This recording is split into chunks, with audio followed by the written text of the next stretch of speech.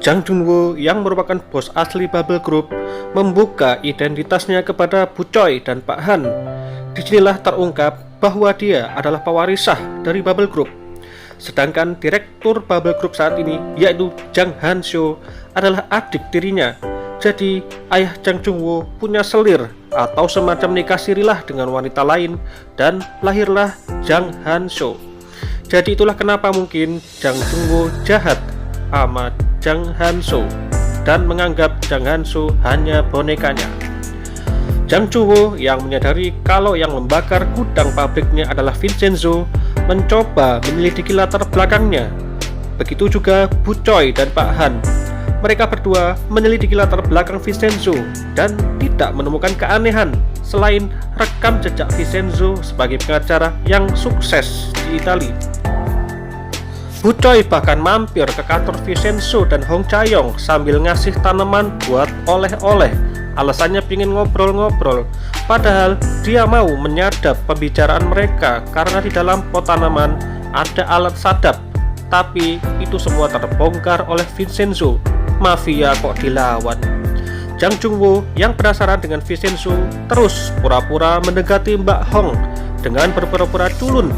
Karena memang sampai saat ini Mbak Hong belum tahu identitas Jang Junwoo sebenarnya. Rasa penasaran terhadap Vincenzo juga membuat firma hukum Wusang dan Bubble Group sampai minta Badan Intelijen Nasional untuk menyelidikinya. Permainan kotor Bubble Group dan firma hukum Wusang terus berlanjut. Mereka menyuap media agar memberitakan yang jelek-jelek tentang orang-orang yang melawan. Hakim juga disuap agar memenangkan mereka. Bahkan dokter yang merawat pasien juga disuap agar memberikan kesaksian palsu.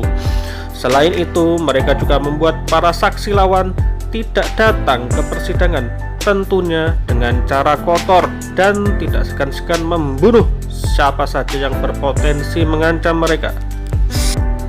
Sedangkan Vincenzo yang menyadari bahwa Jang Han-seo bukan bos sebenarnya, tapi masih belum tahu siapa bos sebenarnya Bubble Group. Walau dia sering ketemu sama orang itu, yaitu Jang Junwoo, dan sempat Jang Junwoo sedikit mengancam Vincenzo untuk mundur. Tapi namanya Vincenzo yang mafia, gak mungkin lah mundur cuma gara-gara diancam gitu. Vincenzo tetap dengan cool menjawab, hingga tatapan wajah Jang Junwoo yang tadinya culun berubah serius.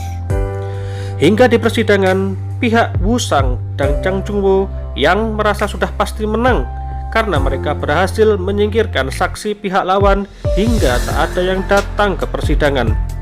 Tapi bukan Vincenzo namanya kalau tidak punya senjata rahasia. Di akhir episode, Mbak Hong minta ke hakim untuk menghadirkan saksi spontan. Lah, semuanya kaget karena semua saksi harusnya sudah dibereskan. Hakim pun mengizinkan karena dia juga penasaran siapa saksinya.